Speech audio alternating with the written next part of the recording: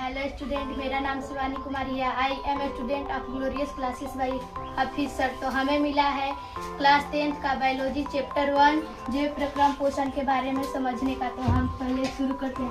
तो जीव प्रक्रम कहते किसे हैं? तो वो सारी क्रियाएं जिसके द्वारा जीवों का अनुरक्षण यानी जीवों का रक्षा होता है। जीवों को जीने के लिए जो चीज आवश्यकता है उसे जीव प्रक्रम कहते हैं।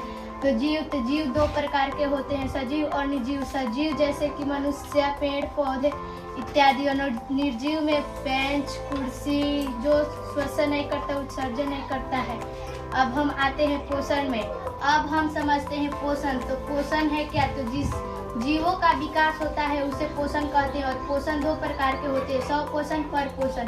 स्वपोषण जो जीव भोजन के लिए दूसरे जीव पर आश्रित ना रहकर अपना भोजन स्वयं बना लेता है उसे स्वपोषण कहते हैं। जैसे इसमें क्लोरोफिल होता है, इसलिए अपना भोजन स्वयं बना लेता है। और क्लोरोफिल सिर्फ पौधे में ही पाया जाता है और क्लोरोफिल क्लोरोप्लास्ट में होता है। और पौधे अपना भोजन प्रकाश संश्लेषण की क्रिया द्वारा बनाता है। तो प्रकाश संश्लेषण, सूर्य के प्रकाश की उपस्थिति में पौधे जमीन से खनिजों और वायुमंडल से CO2 लेकर अपना भोजन बनाता है, उसे प्रकाश संश्लेषण कहते हैं। अब हम आते हैं परपोषण। तो जो जीव भोजन के लिए दूसरे जीव पर आश्रित रहता है, जैसे मनुष्य हो गया, वो भोजन के लिए दूसरे जीव पर आश्रित रहता है। कारण है कि उसमें क्लोरोफिल नहीं होता है, क्लोरोफिल का अभाव होता है। और परपोषण 3 प्रकार के होते हैं, मृतजीवी, परजीवी, प्राणी संपोषी। तो हम चलते हैं मृतजीवी। तो जो जीव मरे हुए पौधे मृतजीवी से अपना भोजन प्राप्त करता है उसे मृतजीवी कहते हैं या सेप्रोफाइट कहते हैं। ये तरल अवस्था में भी अपना भोजन प्राप्त कर लेता है। और मरे हुए जीव का अपघटक, मृतजीवी को ही अपघटक भी कहते हैं। तो अब हम आते हैं परजीवी। तो जो जीव भोजन के लिए दूसरे पर आश्रित रहता है, जैसे मनुष्य के बाल में जो जुए हो जाते हैं वो मनुष्य से अपना भोजन प्राप्त करते हैं, तो मनुष्य को हम पोषी कहेंगे। अब आते हैं प्राणी संपोषी। तो जीव भोजन करते हैं पर वो ठोस या तरल अवस्था में रहकर अपना भोजन जंतुओं के भोजन के विधि करने द्वारा ग्रहण करते हैं, तो उसे प्राणी समपोषी कहा जाता है। अब हम आते हैं पौधे में पोषण। तो पौधे में भी पोषण 2 प्रकार के होते हैं, स्वपोषण, परपोषण। तो स्वपोषण जो क्लोरोफिल युक्त होता है, जैसे कि अपना भोजन स्वयं बना लेते हैं। परपोषण में होता है क्लोरोफिल का अभाव। तो पौधे में भी परपोषण 2 प्रकार के होते हैं, मृतजीवी, परजीवी।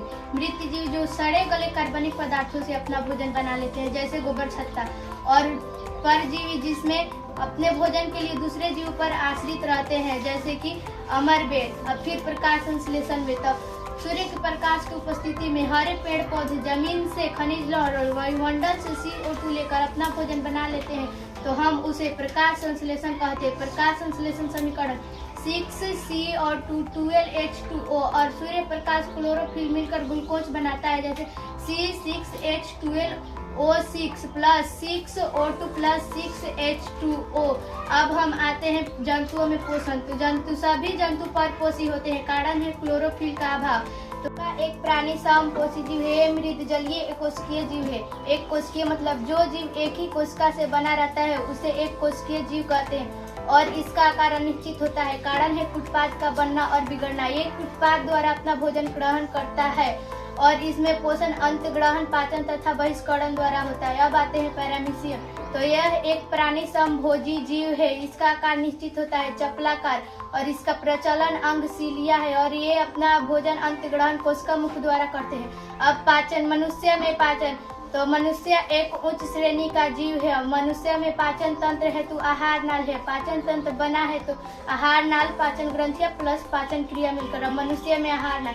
यह एक कुंडलित रचना है और इसकी लंबाई 8 से 10 मीटर होती है। तो ये हमारे शरीर में 8 से 10 मीटर आटा का है, तो इसको ऐसे चपेट कर रखा गया है। और आहार नाल मनुष्य के मुख गुहा से शुरू होकर मल द्वार तक जाता है। मुख गुहा, तो मुख गुहा का प्रथम भाग जीभ और दांत है। जीभ और दांत से ही मुख गुहा शुरू हुआ है। जैसे जीभ एक मांसल संरचना है और इसमें छोटे छोटे अंकुर स्वाद कलियां लगी रहती है। जब हम कई दिनों तक मुंह में ब्रश नहीं करते और जीभ साफ नहीं करते हैं तो इस पे एक परत लग जाती है, जिससे किसी भी चीज का स्वाद नहीं आता है और हमारे मुख से बदबू देने लगता है। अब आते हैं हम दांत। तो दांत जबड़ों में धंसा होता है और डेंटाइन होती है, वो हड्डी से भी कड़ी परत होती है पीले रंग का। और डेंटाइन से भी कड़ी परत इनामेल है जो डेंटाइन के ऊपर लगा रहता है। और वयस्क मनुष्य वो है जो 18 वर्ष से ऊपर का है, उसमें 32 दांत होते हैं और दांत 4 प्रकार के होते हैं, कर्तनक, भेदक, अकचंडवाक, चंडवाक। अब आते हैं लार ग्रंथियां। तो लार ग्रंथियां 3 जोड़ी यानी 6 लार ग्रंथियां होती है। पैरोटिड लार ग्रंथि, सबमेडिबुलर लार ग्रंथि, सबलिंगुअल लार ग्रंथि। अब आते हैं ग्रसनी। तो ये मुख गुहा का पिछला भाग है और इसमें 2 छिद्र होते हैं, कंठ द्वार और निगल द्वार। निगल द्वार ग्रास नली में खुलता है और कंठ द्वार श्वास नली में खुलता है। इसी में होता है एक ग्लोटिक। जब मनुष्य भोजन करता है तो यह कंठ द्वार को बंद कर देता है और भोजन ग्रास नली में चला जाता है। अब ग्रास नली, तो ग्रास नली मुख गुहा के बाद आहार नाल का अगला भाग है और इसमें लार से सना हुआ भोजन जाता है।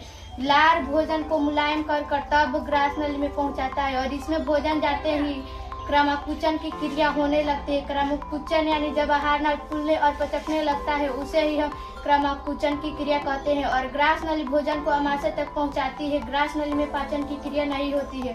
अब आते हैं अमाशय। तो यह एक थैली नुमा रचना है, मतलब ये थैली जैसा होता है।